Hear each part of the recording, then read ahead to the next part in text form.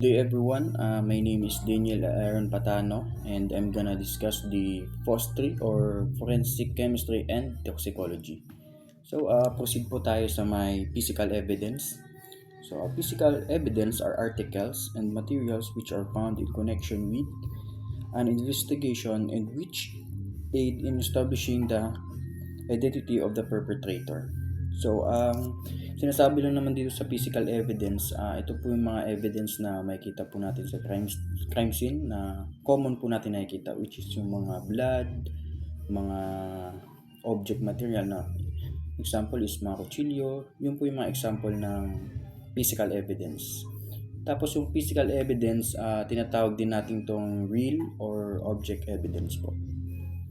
Proceed po tayo sa types ng physical of evidence. Meron pong dalawa, which is the associative tsaka yung tracing evidence po.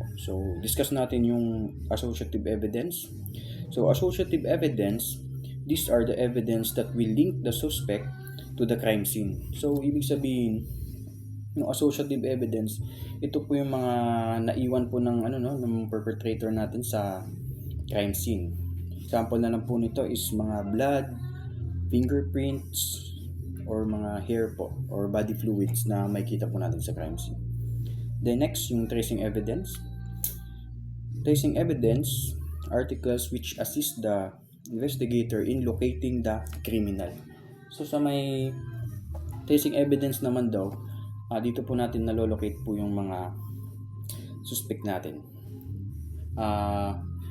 Ito po yung mga nadala po nila sa crime scene or parang mahirap makita sa naked eye ng ating mga investigator. Ang example nito pwedeng mga fiber, yan, mga hair fiber na nadala po ng ating mga perpetrator.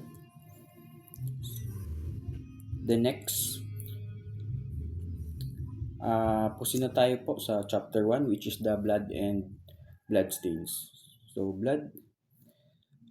Blood has been called the circulating tissue of the body. Yung blood daw, ito po yung makikita sa katawan ng tao. Kaya lang naman naging connected yung blood sa ating evidence kasi 'di ba may mga case tayo na murder, homicide, yan mga parricide. Connected po doon yung blood. Nakikita po natin yung blood doon kapag ganun po yung mga cases na nangyayari.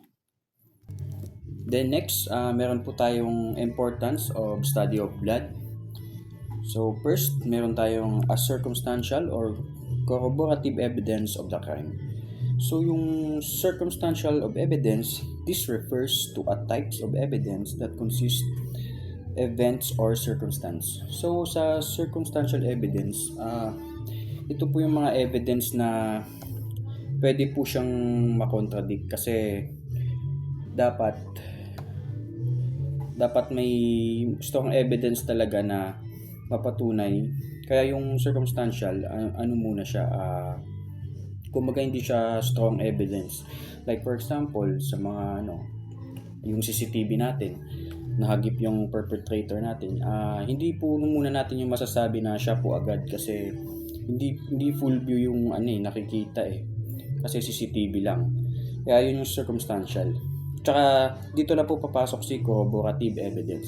Yung corroborative evidence, a separate evidence that support another evidence. Kumbaga, si corroborative evidence, dun na po siya magsusuporta sa yung tawag nating isa pang evidence. Kunwari,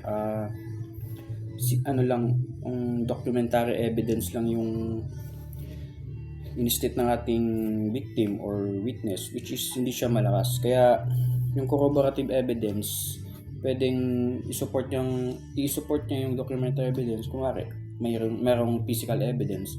Sa present ng victim na physical evidence, yun yung tatawagin natin corroborative kasi sinuport niya yung isa pang evidence para lumakas po yung kaya lang naman siya connected sa blood kasi kuwari yung sa corroborative picture lang yung yung nakitaan sa may na mayroong blood. Siya papasok yung corroborative na kailangan ng examination para ma-determine yung blood na baka may halong tubig, ganun po. The next, as evidence is case of disputed parentage. So dito naman po, sinasabi lang naman dito is yung blood is connected sa kapag family or magkadugo kayo, ma-determine agad na ito yung namatay is connected pala dito sa taong to kasi pare sila ng blood type. Then number 3, as evidence in the determination of the cause of the death in the length of the time the victim survived the attack. So dito lang naman, ang sinasabi lang naman dito is kunwari, yung pagkamatay ng ating victim is mabilisan, so possible na parang nilason siya, yung ganun po yung sinasabi dito sa number 3. Number 4, determination of the victim direction escape of the victim or the assailant. The number 5, the determination of the origin of the flow of the blood. The next, sa naman po tayo? Sa may examination of blood. So sa examination of blood, meron po tayong 4, which is the preliminary test, confirmatory test, precipitin test, tsaka yung blood grouping typing test. So first, discuss muna natin yung preliminary test. So preliminary test, this is determine whether the stain contains blood or another substance.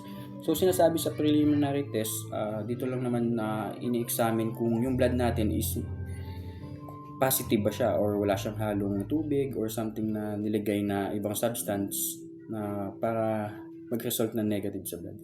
So sa preliminary test, pwede din natin sabihin na determines whether visible stains do or do not contain blood.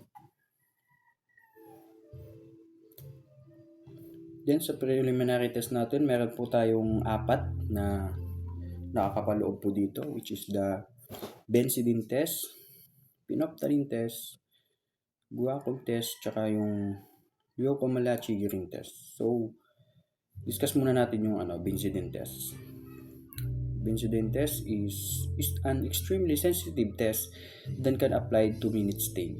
So yung sa mga test na to, ang kailangan lang naman natin ma-determine dito is yung kulay po ng yung kulay po ng result or yung positive result ng kada test nito. So sa benzidine, yung kulay po ng result nito is intense blue. So kapag sa benzidine test po tayo, pag sa examination, intense blue yung makikita. So possible na or confirm na blood. Wala po siyang halong ibang mga substance. Pag intense blue po yung lumabas. The next, yung phenolphthalein test. Sa phenolphthalein test naman po, ang kulay po nito is deep permanganate color or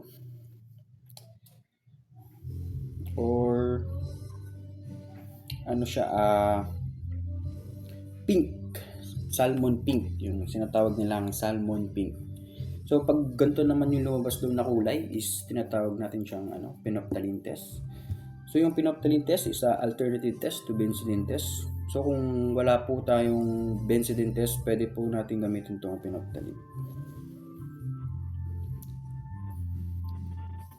Or the next, yung guacamole test.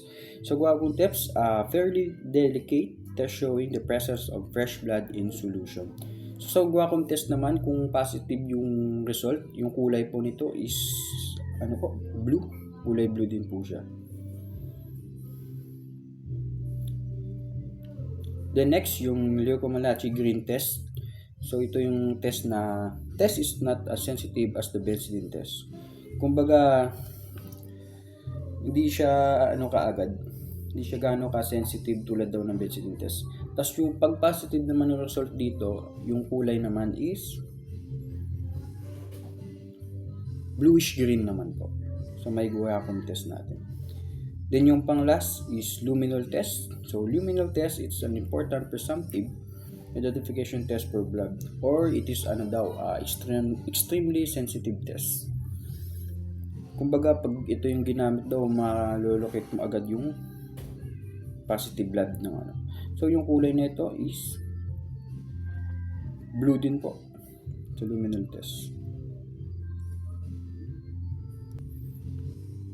Then, next test po tayo, which is the confirmatory test. Confirmatory test is the actual proof that stained blood consists of establishing the presence of the characteristic of red blood cells of the blood. So sa confirmatory test tayo, meron din po ditong tatlo, which is the microscopic, microchemical, tsaka yung stethoscope test. So, proceed muna tayo sa microscopic test. So, microscopic test useful for the demonstration of blood capsules for making distinction between mammalian, avian, piscine, and reptilian blood. So, sa may microscopic test daw, nadidetermine natin dito if yung blood is galing sa hayop or itong tinatawag natin mammalian, avian, piscine, and reptilian blood. Yun lang naman ang sinasabi dito sa may microscopic test. So, microchemical or also known as microcrystalline test. So, sa may microchemical test, kapag yung positive result niya is dark brown Gumby crystal or Heyman or hemetal chloride, ito po yung appearance niya if blood po siya. The next, yung spectroscope test. It most delicate and reliable test for determination of presence of blood in both old and recent stains. So next po tayo sa may precipitin test po.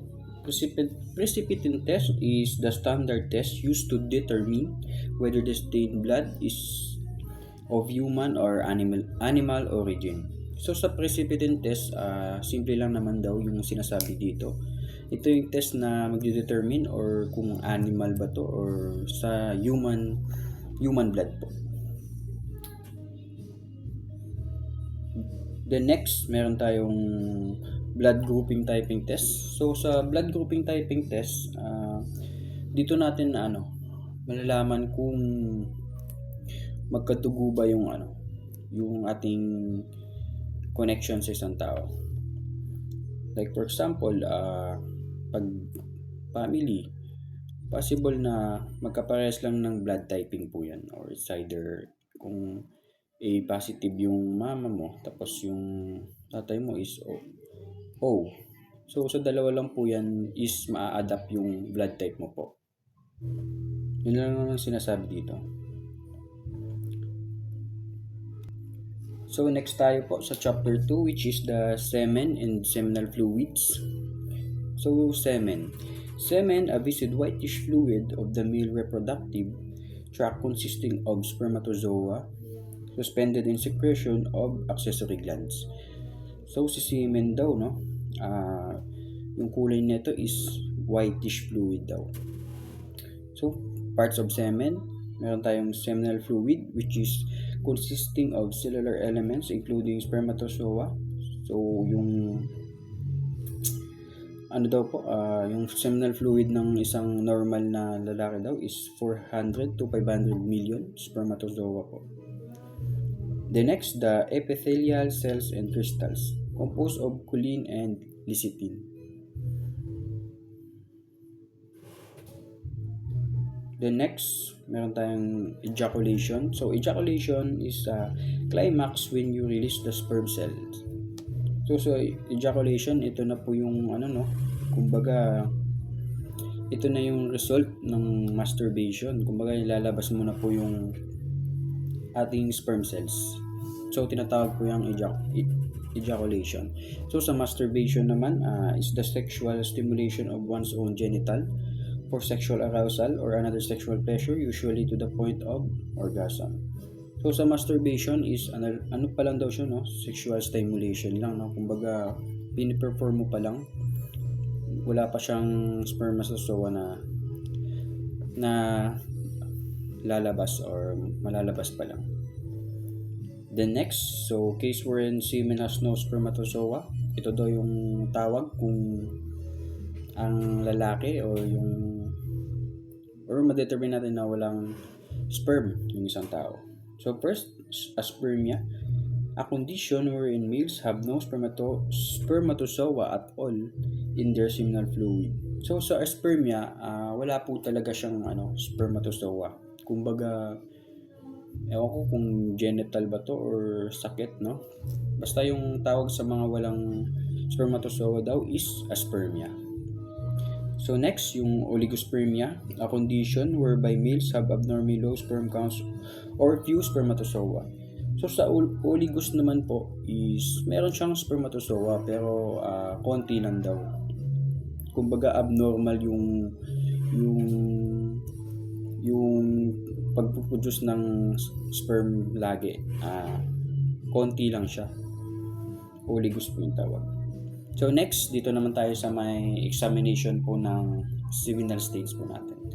So first, meron tayong physical examination. So sa physical examination, meron tayong wet specimen. So yung wet specimen is a drop of the fluid is placed on the glass slide to which a few drops of distilled water are added. Then, examine under high-powered microscope, determine the presence of spermatozoa. The next, meron din tayong dried specimen sa physical examination. So, it has a steep, starchy feeling when deposited on a piece of clothing. It may have a slight deepening of color or grayish-white, sometimes yellowish, and disappearance of odor. It exhibits bright bluish fluorescence under UV light. So, bright bluish fluorescence daw yung pag tinutok sa may UV light, sa may dry specimen po natin. Then number 2, meron tayong chemical examination. So sa chemical examination, napapaloob dito yung fluorine test or for detection of choline. So yung kulay po nito is dark brown. If naano natin sa may under microscope, pag ganito yung kulay is yun po yung semen under fluorine test. The next, Barbarier's test for detection of spermine crystal or prostate origin. So yung kulay naman nito is yellow, needle-shaped crystals pag sa Barbarier's test. The next, acid phosphatate test or purple detection for detection of acid prostate. So nag-a-appear daw siya within 30 seconds. Then yung positive result na kulay po nito is purple color po. Then number 3, yung microscopic examination. So microscopic examination naman is a small object with a pear-shaped head behind which is short neck and then tail of about 10 times as long as head. So sa may microscopic examination daw, pag tinignan yung spur, daw siya, pear-shaped. Kumbaga parang mansanas ng hulma po ng ulo nito. Then last, yung biological examination. The test was proposed by Farnham in 1901. This test is used to differentiate human from animal seminal fluid. So yung sinasabi lang naman dito sa biological examination, if yung semen na yun is nanggaling po sa tao or sa may animals po. Or also known as spermatoprecipitin test.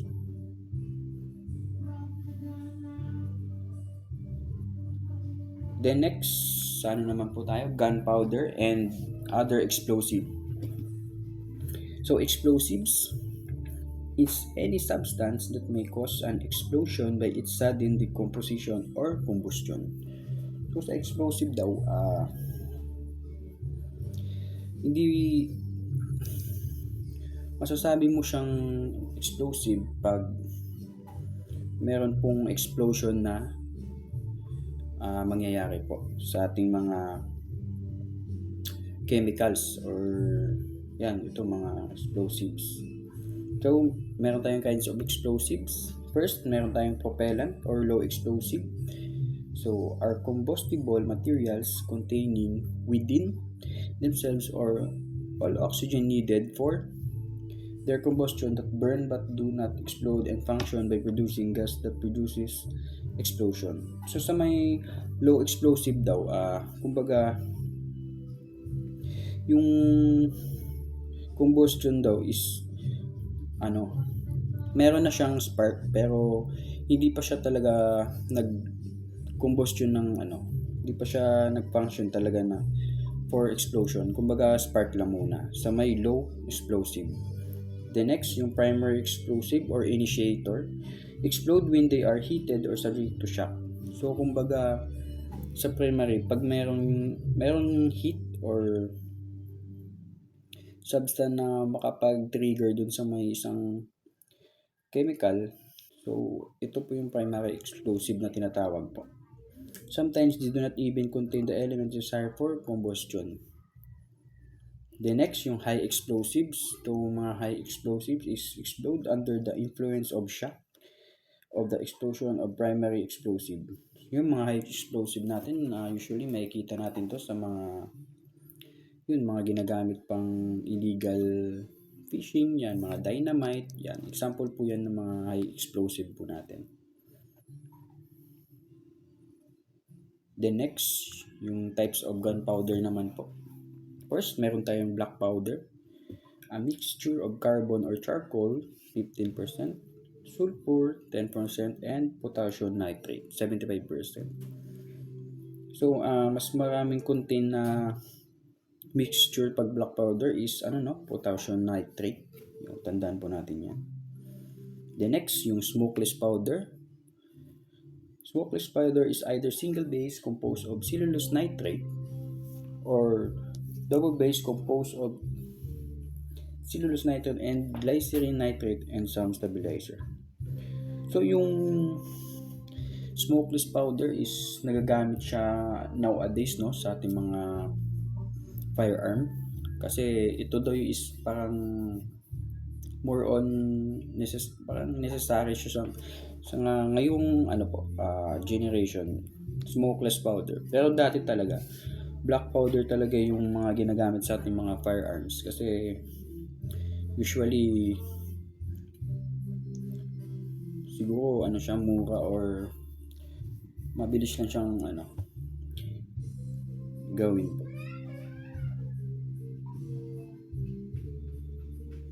The next, meron tayo ditong paraffin test. So sa paraffin test is test performed to extract the nitrates embedded in the skin. So yung alam naman natin yung paraffin test is na demo naman natin ata to sa activity natin dati nung tayo third year. Yung paraffin test pang isa siyang liquid na inano sa kamay para yung sabi daw is para makuha yung yung mga gun residue doon or yung gunpowder, yung pala gunpowder. The next, meron tayo ditong distance of firing and characteristic of pattern. So meron tayong ditong gaping hole 0 to 2 inches. So yung gaping hole 0 to 2 inches, ito yung kumbaga pag pinutok is talagang contact shot talaga siya. Malapitan po. Ay hindi. Malapitan. The next, smudging 2 to 8 inches, a dirty grimy appearance deposited around the entrance hole due to the soot from the burn powder. So ito naman is smudging, parang batik-batik siya, gawa ng talsik na mga gunpowder. The next is tattooing, 8 to 36 inches, presence of dark black parsley pepper pattern due to the partially burnt and unburned particles of gunpowder. So ito naman is yung tattooing na sinasabi is parang yung result ng gunpowder na tumalsik sa may mga sprinkle. Ano po tawag doon? Tattooing.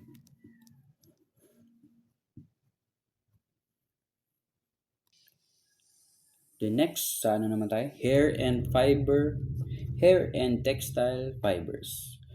So first, hair. Hair is a specialized outgrowth of the skin which occurs everywhere on the human body, except on the palm of the hands and the sole of the feet. It's not completely round but maybe oval or flattened. So yung hair daw natin is especially outgrowth of the skin, no? Like for example, dito nakikita po natin yung hair sa ating kamay.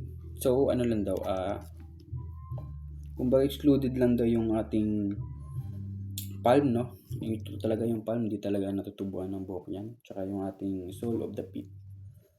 So meron po tayong types of hair. First, meron tayong real hair or generally long and stiff. So sa mga yung real hair, ito po, yan, buhok po natin sa ulo. Real hair po tawag dyan. The next, yung fuzzy hair. Generally short, fine, at times curly and woolly.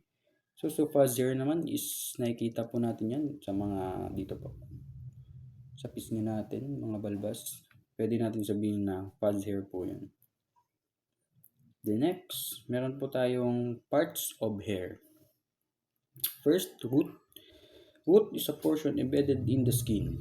So yung root naman sa hair natin is yun yung pinakadulo ng buhok. So pag chinani natin yan, may makita tayong parang puti. Yan, root po tawag doon. The next, meron tayong shaft or portion above the surface of the skin. Yung shaft naman po, yun po yung parang sa middle ng ating buhok. Yung pagbuno, yung kuwari sa tiyan yung iniipit natin doon na para tumanggal, yun, shaft po yun. Shaft po tawag doon. The next, yung tip, sometimes termed as point, the distal end of an uncut hair shaft. So yung tip naman, ito naman yung pinakadulo daw or natawag nating term as point or distal end ng ating buhok. Yung pinakadulo po, yun yung tip. So meron po tayo ditong parts of shaft. So first, meron cuticle, yung outmost covering of the hair. So yung cuticle, yun po yung yun nga yung sinabi ko sa yung sa loob ng yung shaft, yung sa dulo, pinakadulo ng shaft, yun po yung cuticle. The next, yung cortex is the intermediate and thickest layer of the skin. Yung cortex naman, yung parang sa loob, no, yun yung pinaka thickest daw. Cortex po daw tawag doon. The next, yung medulla or core, the central canal of the hair. Yung medulla naman, yung yung parang canal shape. Siguro pag under microscope, makikita po natin yung medyo may canal shape sa may loob ng hair po natin. So, medulla po tawag doon or core.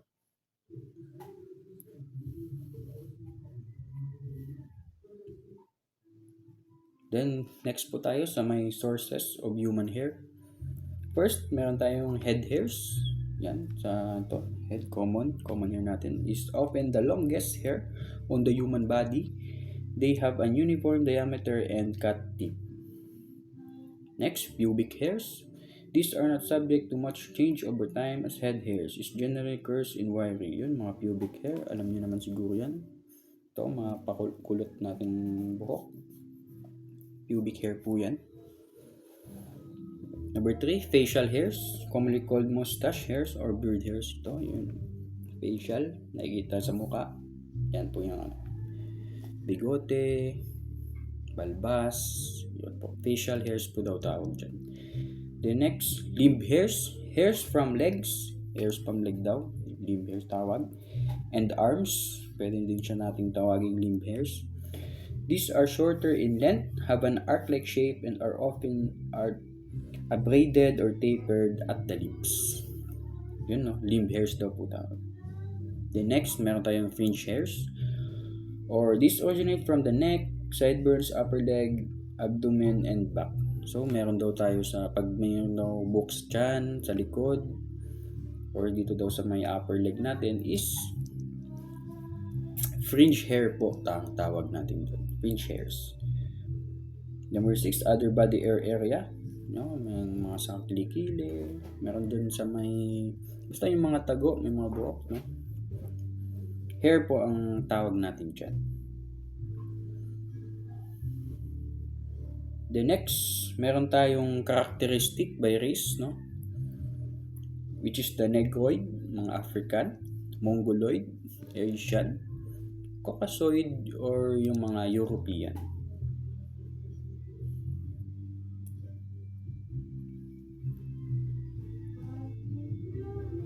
The next, sa ano naman tayo? Textile fibers. So, textile fibers derived from Latin word textilis and the French word texere.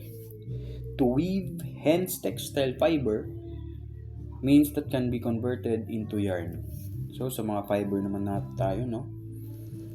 So, mostly makikita po natin to sa mga sa mga damit, sa mga mostly sa mga yung mga lubid, yan, mga fibers yan. Fibers filament, it is the smallest angle unit that form the basis of textile yarn. So, classification of textile fibers, meron tayong natural, which is nakapaloob dito is vegetable fibers, animal, and mineral fibers. So, meron din tayo dito synthetic or artificial, no? Kumbaga, man-made po ito ng mga fibers. Nakapaloob dito is organic tsaka inorganic. Then sa may fibers po, meron po tayong test dito. First, discuss po natin yung burning or ignition test. So sa may burning or ignition test, no, kung naalala nyo, meron po tayong activity dyan sa kung sino man yung prof nyo po na sinunog natin yung isang tela, pang ma-determine natin kung ano yung amoy, matapang, parang ma-determine mo agad siya na kung natural ba or man-made lang siya, may halong plastic, ganyan po. Dito po yung burning or ignition test. So sabi din dito, a test that determine whether fiber is mineral, no, animal or vegetable fiber. The next, meron tayong fluorescence test. Vegetable fibers exhibit a yellow fluorescence in ultraviolet light. So, yellow daw, no? Pag inan natin sa may ultraviolet light. Whereas, animal fiber show bluish fluorescence. So, pag vegetable fibers daw, no? Sa fluorescence test natin is kulay yellow po siya under UV light. Then, pag bluish naman po is animal fiber po yun. So, sana malinaw po yan. The next, yung microscopic examination naman. The most reliable and best means of identifying fibers. So, ito daw yung microscopic examination, no? Parang ito daw yung pinaka-effective na ma-determine if yung ating fiber is may halo ba or mineral, human or animal, no? Microscopic examination is most reliable examination.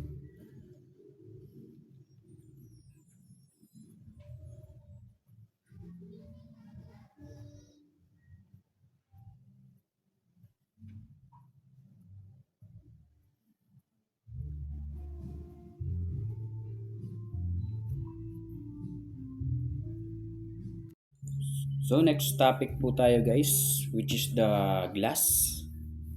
So glass is a super cooled liquid which possesses high viscosity and rigidity. It is a non-crystalline or non-crystalline inorganic substance. So yung glass, no, kaya lang naman siya naging related sa ating topic kasi yung glass is mostly na connected po siya sa mga crime scene natin tulad ng mga robbery or mga homicide. Connected din yung blood po kasi may possible na dito na iiwan yung mga evidence or physical evidence na makikita po natin sa isang crime scene. So next, proceed po agad tayo sa may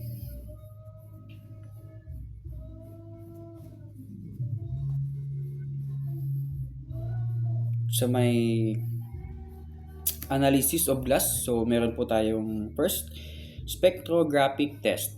So sa spectrographic test, an instrumental method of analysis which determines the presence of trace elements. So dito naman daw, ang sinasabi lang naman is ina-analyze no yung mga presence ng mga elements ng isang glass po. The next, meron tayong X-ray diffraction test, or not as effective as the spectrographic analysis, but it determines the type of pattern of glass. The type of pattern depends upon the composition of glass. So sa may X-ray diffraction test daw, no, pag nilagay po natin yan sa machine or tinatawag natin X-ray, is nade-determine niya agad po kung glass po or may halo po yung isang substance na yun. Depende po sa composition ng isang glass. The next, meron tayong physical properties examination. So the most sensitive method of determining differences of composition of glass samples and depends upon the study of physical properties of glass. So meron po tayong dalawa na which is the density, or done by flotation, a rapid and convenient method of determining the density of small glass fragments. The next, the refractive index, or done by immersion method. So number 4, meron tayong ultraviolet light examination. So determines the differences in the appearance of the fluorescent, thus indication of physical and chemical properties. Then last, meron tayong polish marks, or optical glass and other glassware are usually polished. The next, proceed po tayo sa may analysis of broken glasses. So first, meron po tayong radial crack. So radial crack states that stress line on a radial crack will be at right angle to the rear side of the glass picture. So kung makikita po natin sa may picture, no, yung radial crack po natin is ito po yung mga parang ito, yung mga tuwid na linya na po yan. Parang ano po siya, parang rayos ng bike. Yun po yung itsura niya, tulad din sa picture. Kasi sa may radial crack, guys, pag yung impact is kuwari natamaan, yung unang namuong impact or crack, yun po yung radial na tinatawag. Kumbaga nagsisimula po siya sa may likod po. Pag yung impact niya is kuwari bala, pag buo, unang impact sa likod, tapos yung unang mga namuo na doon na mga straight lines or parang rayos ng bike is radial crack po yun. The next, meron tayong concentric crack, or states that line on a concentric crack will be at right angle daw to the front, which the blow came rather than the rear side. So rear side, kumbaga opposite, no? Nasa unahan naman po yung impact po nung sa concentric. Tapos yung itsura ng concentric crack, guys, is parang ano siya, sapot na gagamba, yung maliliit na mga bitak-bitak.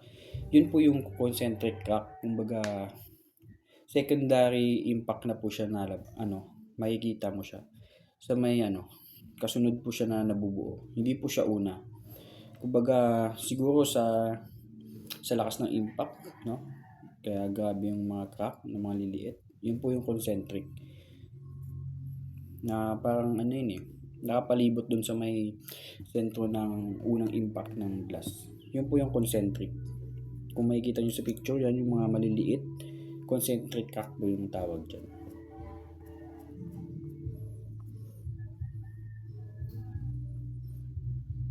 The next topic po tayo is moulage and other casting materials. Casting materials, or any material which can be changed from plastic or liquid state to the solid condition is capable use as casting material. Ito yung casting materials daw, no? Pwede siyang mabago. It's either plastic, liquid, or solid po.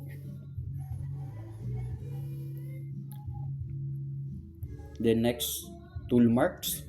So any impression, scratch, gouge, cut, or abrasion made when a tool is brought into contact with another object. So pag may mga contact daw yung tool sa mga surface natin or sa mga ibang object na nag-cause ng scratch, tsaka mga abrasion or cut, is tool marks po yung tawag natin doon. So meron po tayong characteristics ng tool marks, which is yung class characteristics and individual. So sa class characteristics muna tayo. So include its general shape, the type of impression, and its general dimension. So kumbaga sa class characteristics guys, dito na yung kumbaga pasok na yung ano dito. Makikita mo na yung lahat yung tool marks dito. Kumbaga kung ano yung shape ng isang tool. So kung ano yung type ng impression niya, impress ba yan or emboss, yan. Class characteristics po yan. Pag individual naman po, is also called accidental characteristics, are the situation exhibited by tool which are unique to a certain tool. Kumbaga, unique siya, no? Kumbaga siya lang yung merong ganong mark or tool marks. Yun po, yung tawag nating individual characteristic po. Next.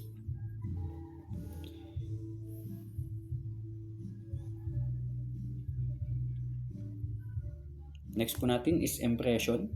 So, a strong mark produced by pressure that goes below the surface.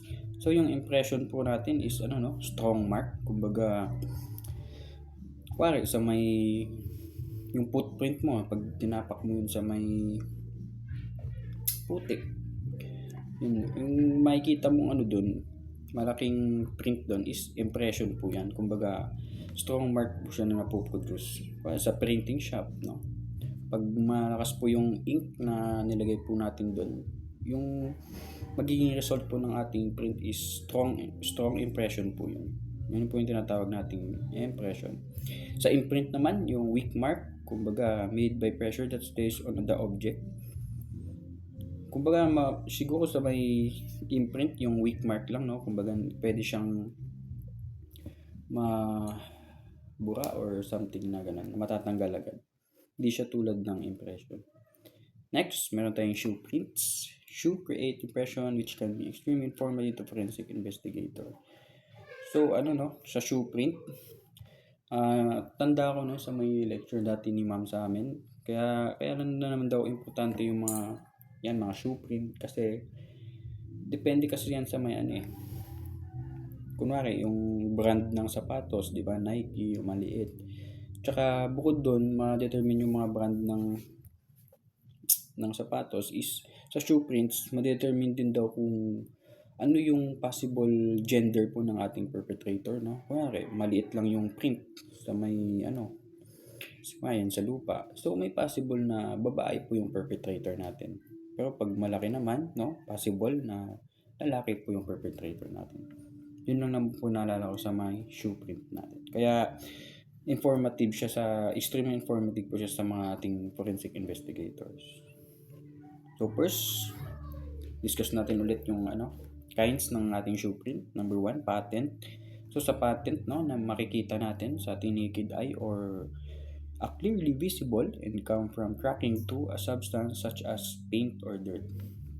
Yun, kuwari, yung sapatos natin na kaapak ng pintura or sabihin natin yung mga putik or blood. So pag nakaapak yan sa ibang surface, possible na may maiiwan po diyang mga prints, no? Mga impression. Kasi yun nga, yun yung tinatawag natin patent. Pag yun yung mga iniwan ng ating perpetrator sa shoe or sa kanilang sapatos. The next, plastic shoe print occurs when a shoe sink into a soft substance such as mud. So ito naman yung plastic shoe print, no? Yan yung parang nakapak sa malambot tulad ng sample clay, no? Mga clay, pag nadampian lang yan, may impression na kagad na huhulma dyan. Yun yung isa sa mga example po ng plastic. Pag po siya sa isang substance like mud or other form ng parang nakabaon agad yung shoe natin. The next, Latin shoe print, no, are not visible to the naked eye and often occur on a hard surface such as glass or concrete. So sa yung makita natin yung Latin shoe print, no, sa ano daw, mga glass or concrete, kasi doon guys, pag nakapak ka, kung sa normal na tao lang na titignan mo yung glass, parang hindi mo siya agad mapapansin, kaya Latin shoe print yung tawag sa kanya, hindi siya visible agad sa naked eye. So kailangan pa natin ng mga ano, no, mga forensic na materials para ma-determine lang yan, mga prints na yan, tulad ng yan, mga UV light, kailangan pa ng ganyan para makita po yung mga imprint ng ano, kaya po siya latent. So yan lang naman, no, yung pinagkaiba, no, pag latent, visible, not visible, pag patent, visible to the naked eye po. The next, tire tracks, no, tire impression refer to the impressions left by tires on the surface onto which a vehicle drove. So sa tire impression, napaka-simple lang naman, mga tires na naiwan doon, naiwan na impression. Pag tires po yung tawag, tire impression. Next, moulage. So, a moulage, a faithful reproduction of an impression with the use of casting materials. Then, next topic po tayo.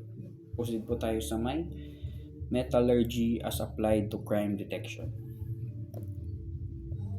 So, metallurgy, the art of extracting and working on metals made by the application of chemical and physical knowledge. So, the word itself, no, metallurgy, so study of metals.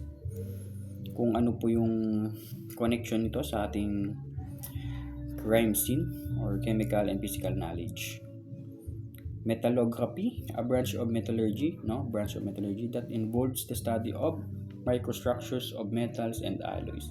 So sa metallography naman, no, branch of metallurgy daw, dito naman pasok kung paano natin pag-aralan yung mga types or mga parts ng ating microstructures of metals and alloys.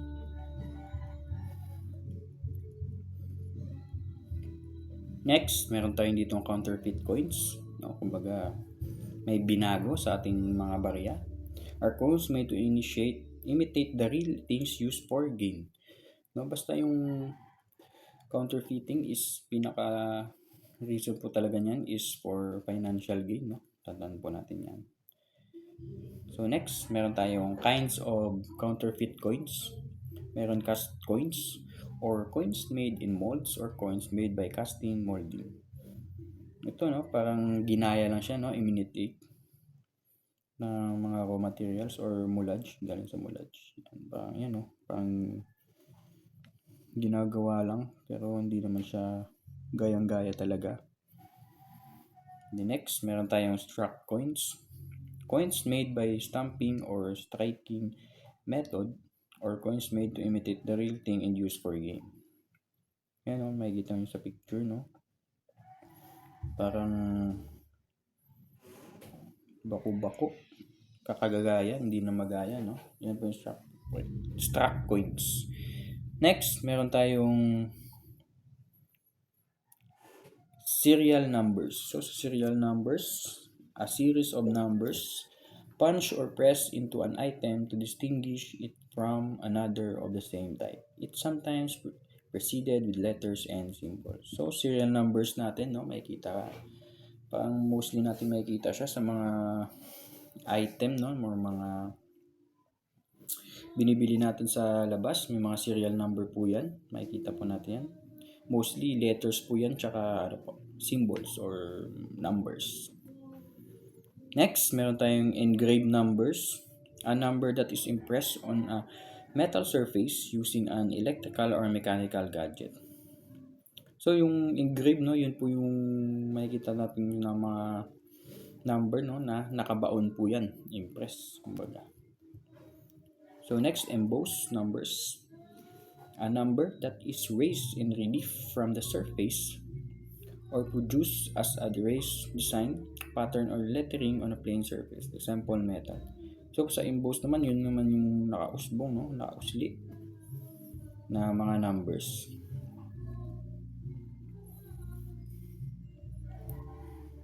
Next topic is petrography as applied to crime detection. So petrography the branch of geology that deals with the systematic classification and identification of rocks, rock-forming minerals in soil. So ito naman yung petrography, no? Kumbaga, pag-aaralan natin dito yung kumbaga pagkakakilanlan or pagkakaiba ng ating mga bato or mga makikita natin sa soil natin, no? Ito po yung petrography, branch of geology. So first, soil, commonly referred to as earth or dirt, a mixture of organic matter, minerals, gases, liquids, and organisms that together support the life of plants and soil organisms. So next, meron tayong main types of soil. First, meron tayong clay soil, heavy, high in nutrients, wet and cold in winter, and bake dry in summer. Yung mga clay soil, no? Malambot. Cold in winter, dry in summer, no? Next, sandy soil, light dry, warm, low nutrients, and often acidic. Silt soil, fertile, light but moisture retentive and easily compacted. So mabilis lang daw siya mamuo yung silt soil. Number 4, meron tayong loamy soil, mixtures of clay, sand, and silt that avoid the extreme of each type. So sa picture, no, yan makikita mo, yan po yung image ng kada types ng soil po natin. Yun sa sandy soil, may yellow kulay. Sa silt soil, yan, hindi siya buo-buo tulad ng sandy soil. Yun, next, sa clay soil natin, yan, parang yun yung putik na malambot na may mga crack. Then yung loamy soil natin, ito parang solid yung itsura niya. Then next, meron tayong categories of soil according to the mode of occurrence and natural agents involved. So first, meron tayong sedentary soil, inactive soil, not migratory soil. No, kumbaga yung sedentary soil natin is inactive soil daw, no? Or not migratory soil. Kumbaga doon lang siya talaga nakikita sa specific na lugar lang po yung sedentary soil natin.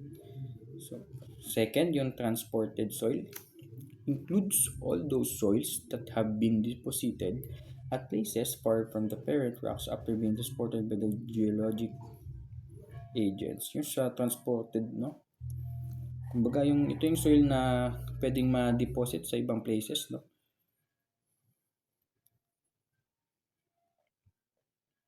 For the purpose na siguro may kailangang i-examine, kaya pwede siyang madala, kaya transported soil. Next, meron tayong categories of soil according to the mode of occurrence and natural agents involved. Ito pa rin yan, alluvial soil. So sa alluvial soil is formed from soil particles that were washed, blown, or moved by gravity to lowlands. Yun, no? Move by gravity to lowlands daw sa alluvial. Sa colluvial naman, the decomposed particles move by gravity naman to. So, tandaan natin, no? Move by gravity to lowlands, yung alluvial. Sa colluvial man, decomposed particles. So, next, meron tayong examination of soil. First, meron tayong physical examination. Second, chemical. And the last is instrumental analysis. So, sa physical examination natin, dito makikita yung ma-determine yung color test, texture ng ating soil, size or distribution, ash testing, yan, tsaka microscopic test, tsaka bacterial examination. Sa chemical naman, meron tayong composition of soil, organic constituent of soil, pH of soil, and density of gradient test. Sa instrumental naman, dito makikita yung mga test na neutron activation analysis, electron microscope, X-ray diffraction, atomic absorption spectroscopy, and emission spectroscopy. Then meron pa, differential thermal analysis, thermoluminescence technique, tsaka yung cathode luminescence technique.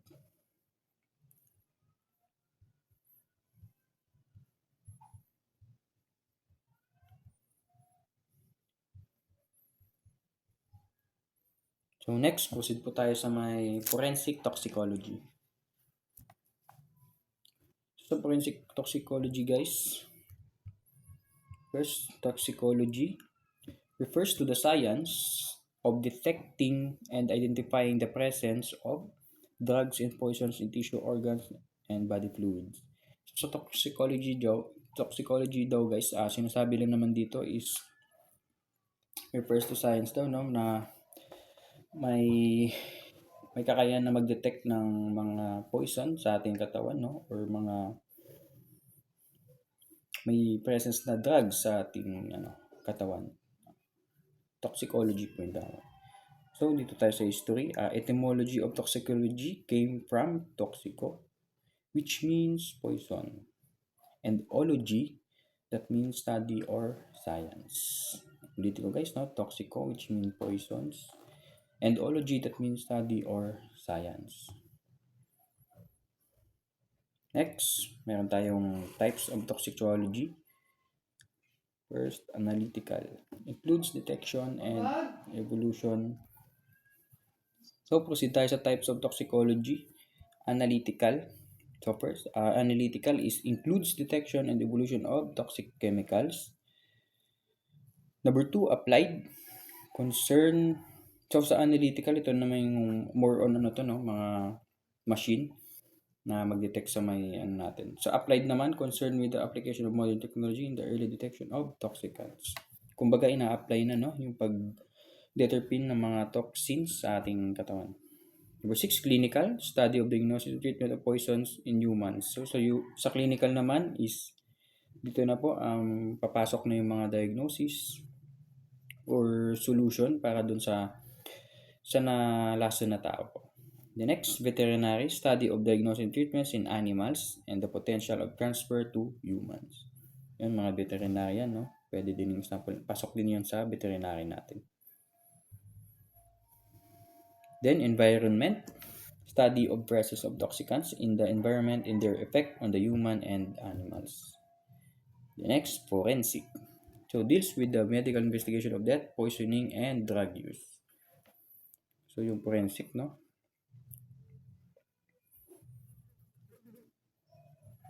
Next, toxinology. Deals specifically with animal, plant, and microbial toxins. It is the study of toxins, poisons, and venoms from plants, animal, and microbes. Toxinology. So, next, toxin. Substance created by plants and animals that are poisonous to human. Yan, toxins po yan, no? Pwedeng yung sa may ahas na venom ba yun? Yan, toxin yan. Pwede natin sabihin toxin po yan. Sa plants, no? Nakalimutan ko yung isang plants eh. The next, importance of toxicology. Used to verify if a case being examined is poisoning or if there is a foul play in the crime scene which may have caused the death of the victim. So, yun po yung example doon ng Next, meron tayong tolerance tsaka idiosyncrasy. So, sa tolerance refers to the condition where a toxic substance does not affect the body the way it used to be. So, sa tolerance, no? Kumbaga, kahit anong take mo ng mga... So, sa tolerance, no? Pag sinabing natin tolerance, kahit anong take mo ng mga drugs or mga toxic substance is, kumbaga, nakakaya ng katawan. Yun po yung tolerance. Sa idiosyncrasy naman, opposite of tolerance to the small amounts can have a fatal effects. Yung idiosyncrasy naman, no, effects naman kahit konting take mo lang ng mga alcohol is may side effect agad sa'yo or may effect agad sa'yo. Kumbaga, hindi hiyang yung katawan mo. Next, poison. From the medical point of view, is a substance that when introduced into body and is absorbed through the bloodstream and acting chemically is capable of producing noxious effect. So, yan, no, yung poison. Kumbaga, pag na-take to ng tao, is pwede siyang mag-cause ng death. Next, commonly used types of poison. Meron tayong arsenic, cyanide. So sa arsenic is a favorite killer poison. So cyanide naman, it kills by preventing red blood cells from absorbing the sufficient amount of oxygen it needs. The next two type of poisoning. One, from medical point of view. Ito sa medical point of view, no? First, acute poisoning, prompt action. Kumbaga, biglaan. Next, subacute poisoning, cases of short duration, extreme violence. Ito, maiksing panandali ang sakit lang po siya, pero kumbaga malala yung epekto nito sa katawan ng tao. The next, sa chronic poisoning naman, is gradual exposure to the poison and does not immediately resort to death. Ito naman yung chronic, kumbaga lang siya, may epekto lang siya sa katawan, no, na poison, pero hindi naman siya nakakamatay. The next, from legal point of view naman, first, meron tayong accidental. Yan, kuwari, mag-hiking kayo, natuklaw ka, yan, accidental poisoning yan ng cobra. Suicidal, yan, mga nagtitake ng mga, kumbaga, toxic amount ng dose, yan, pwedeng suicidal poisoning. Homicidal poisoning, may intent kang patayin through poison, yan, homicidal poisoning po yan. So, number 4 is undetermined. Next, meron po tayong types of poison. First, meron tayong corrosive. They destroy tissue when they come into contact with the body. Number 2, true natural poisons. 3, cumulative, whose intensity lies in the gradual combination of the poison or slow-acting poison. Next, meron naman tayong actions of poison. Local. First, changes produced on the part with which is the poison comes in contact. So, sa local, no? Pag na-contact ka ng poison, yan, local tawag. Sa remote, changes produced in distant part away from the site of the application. Yung remote naman, kumbaga, nahahawa or tawag dyan, na lumilipat, no? Yung poison, remote po tawag yan. Sa combined naman, the effect of poison is not only localized at the site but also affects yung remote organs. Ito po, no? Papasok. Hindi lang siya sa labas yung epekto. May tendency din na pati sa loob ng human body is makaka-apekto tong poison na to sa combine. The next, meron tayong methods of examining the poison. First, meron tayong identification. So sa identification, refers to screening and confirmatory tests that are used to identify the presence of poisons. Next, meron tayong screening test methods done qualitatively by flame test and precipitation. Then next, meron din confirmatory tests or done with the aid of machine in the laboratory like this, GSMS and FTIR. Number 2, isolation, no? Refers to the process of reducing the desired substance in its pure form through distillation, solvent extraction, and chromatography. Next topic, antidotes are agents that negate the effect of a poison or toxin. So, di ba sabi nila, pag na-poison ka daw is, kumbaga hindi ka na magagamot or pahirapan na kung paano ka makarecover ulit or mabuhay kung in case na 50-50 ka na pag na-intake mo yung mga poisonous na mga bagay. So, sa ganyang situation, isa lang po yung pwede nating magiging solusyon, which is ito po, yung antidotes. Kumbaga, ito yung counter or siya yung nag-counter ng poison sa ating katawan. Hindi naman siya halos lahat, pero may mga antidotes na kayang tanggalin yung poison sa ating katawan. Pwede ding sa example natin, sa may venom, yung yung antidote natin doon, pwedeng yung antivenom na tinatawag, no? Yun lang po yung isa sa example ng antidotes po natin. Yun, and sa next sentence po is substances that neutralize a poison. So, meron po tayong kinds of antidotes. First, meron tayong mechanical antidote. Removes the poison inside the body without changing it, no? Pag tinake mo daw to or pag in-inject sa'yo, no? Mariremove niya agad yung poison dun sa body mo without destroying or changing sa loob ng ano mo. Talagang tinatanggal niya lang yung ang toxins or poison dun sa katawan mo. Number 2, chemical antidote makes the poison harmless. So sa chemical antidotes naman, no, kumbaga dapat maano ka dito pag nag-take ka kasi may possible na pag mali yung tinake mong chemical is yung poison is magiging harmless siya or lumala sa loob ng katawan mo.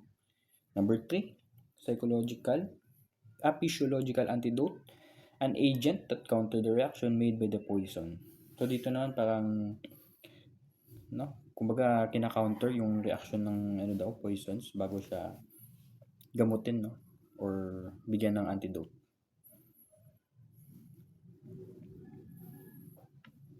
The next, meron tayong forensic drug analysis. Drug is any synthetic or natural substance that is used to produce psychological or physiological effects in humans. Yun, sa drugs.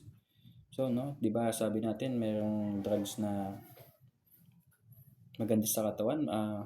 Hindi lahat ng drugs ay gamot, no? Saka hindi lahat ng gamot ay drugs. No? So, sabi nila.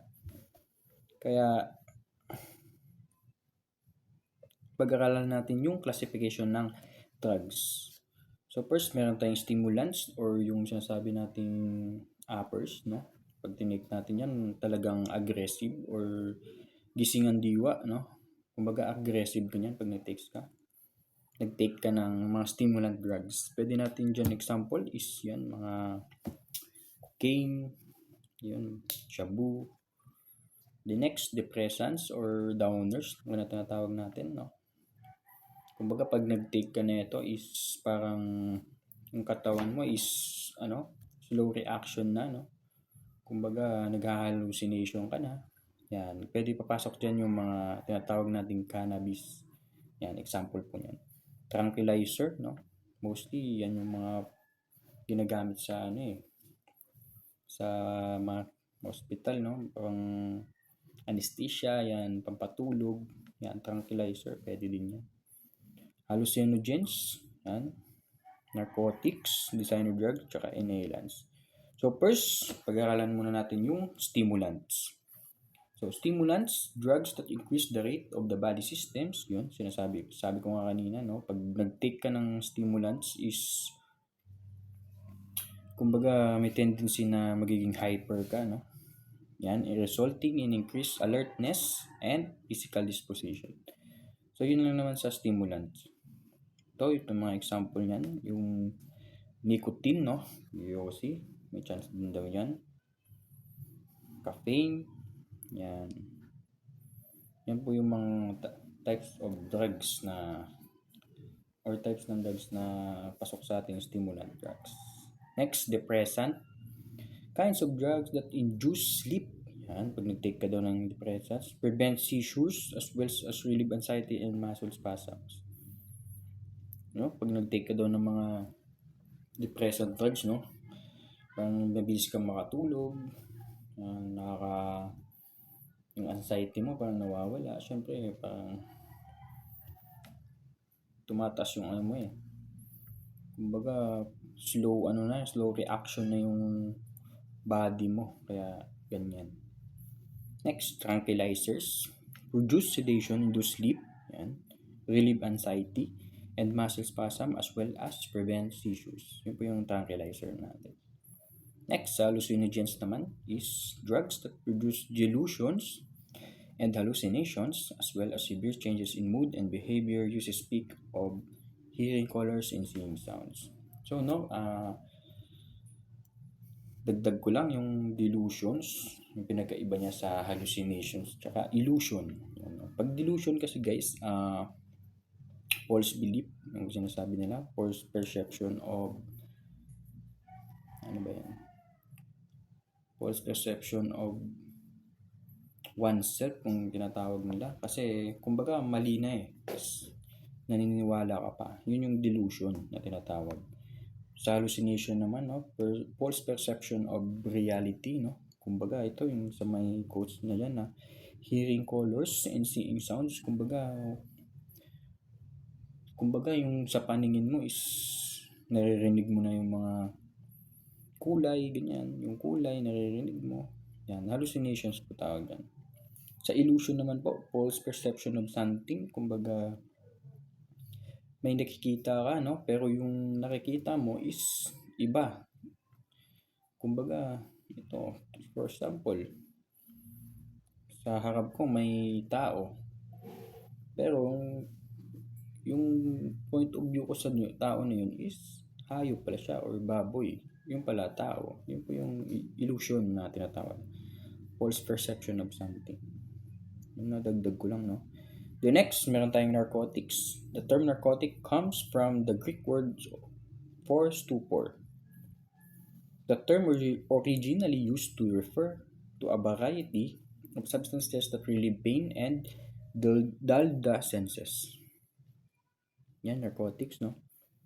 Parang pag nag-take ka ng narcotics, may ano din, nakakabawas din siya ng mga pain sa katawan. Kaso pag ano naman yung sobra naman yung paggamit mo is may side effect mo. The next, meron tayong designer drugs. These are designed by the clandestine chemists with the aim of manufacturing compounds that produce the high of the main drugs and to avoid penalties imposed against those illegally trafficking the controlled substance. Yun po yung designer drugs po natin. Next, meron tayong inhalants. Are volatile substance derived from chloroform or ether. The fumes can displace oxygen in the lungs, causing the body to suffocate, resulting in brain damage, nerve damage, and even death.